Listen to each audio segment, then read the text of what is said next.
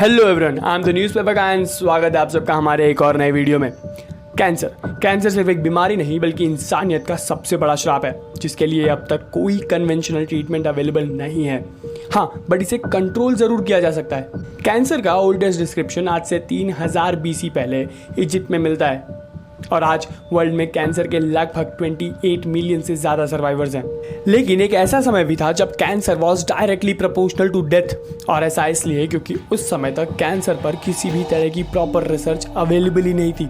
Technically ऐसी कोई research कर पाना पॉसिबल ही नहीं था क्योंकि कैंसर सेल्स बहुत वल्नरेबल होते हैं और कुछ दिनों में ही सैंपल्स की डेथ हो जाती है। रिसर्चर्स एंड साइंटिस्ट किसी भी कैंसर सेल सैंपल पर ज़्यादा लंबे समय तक एक्सपेरिमेंट नहीं कर सकते थे, जिससे ऑन्कोलॉजी की फील्ड में कोई भी खास इंप्रूवमेंट नहीं हो पा रही थी। बट ये सब कुछ बदल गया हेला की वजह से।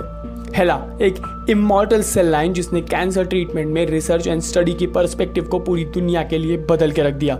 सो हेला सेल लाइन आखिर है क्या एंड इसका ओरिजिन क्या है? 1 फरवरी 1951 हेनरिएटा लैक्स नाम की एक गरीब southern African American tobacco farmer Baltimore के जॉन हॉपकिंस हॉस्पिटल में पहुंचती है स्टमक पेन और ब्लडी वजाइनल डिस्चार्ज की कंप्लेन लेकर। डायग्नोसिस के बाद पता चलता है कि Henrietta was suffering from cervical cancer.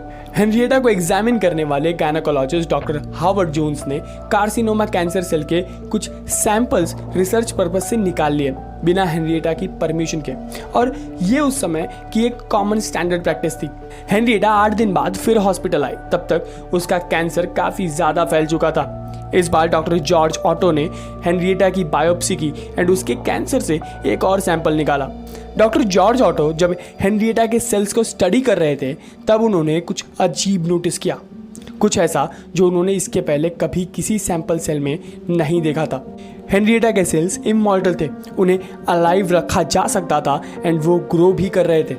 Normally sample sales जो दूसरे पेशेंट से लिए जाते थे वो कुछ दिनों तक ही सर्वाइव कर पाते थे, बट हेनरिएटा सेल्स के साथ ऐसा नहीं था। हेनरिएटा के सेल सैंपल्स में कुछ सेल्स काफ़ी डिफरेंटली बिहेव कर रहे थे। Doctor George Otto was able to isolating one specific cell and multiplied and start HeLa cell line. Doctor George Otto ने इन डिफरेंट सेल्स में से कुछ स्पेसिफिक सेल्स को आइसोलेट किया, उन्हें मल्टीप्लाई करना शुरू किया और एक नई सेल लाइन क्रिएट की जिसे आज हम हेला सेल लाइन के नाम से जानते हैं। हेला सेल लाइंस का काफ़ी वाइटल रोल रहा है पोलियो वैक्सीन्स को डेवलप करने एंड कैंसर्स के सीक्रेट को अनकवर करने में। हेला सेल्स की वजह से ही कैंसर सेल्स पर वायरसेस एंड रेडिएशंस की स्टडी पॉसिबल हो पाई।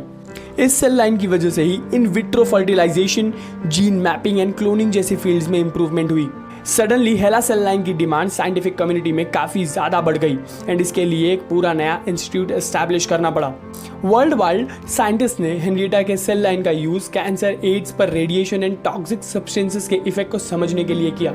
4 अक्टूबर 1951 को 31 ईयर ओल्ड हेनरिएटा की कैंसर की वजह से डेथ हो गई, लेकिन हेनरिएटा के इमॉर्टल सेल्स ने मिलियंस ऑफ कैंसर पेशेंट्स की जान बचाई।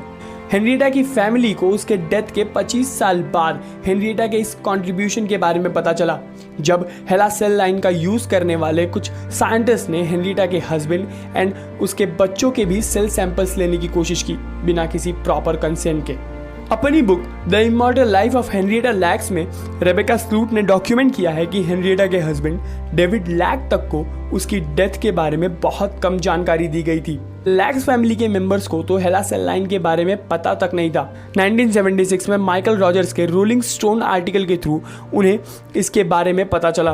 ह्यूमन बायोलॉजिकल मटेरियल्स को सेल करने वाले इस $multi-million इंडस्ट्री से हेनरिएटा लैक्स की फैमिली को कभी कोई फायदा नहीं हुआ।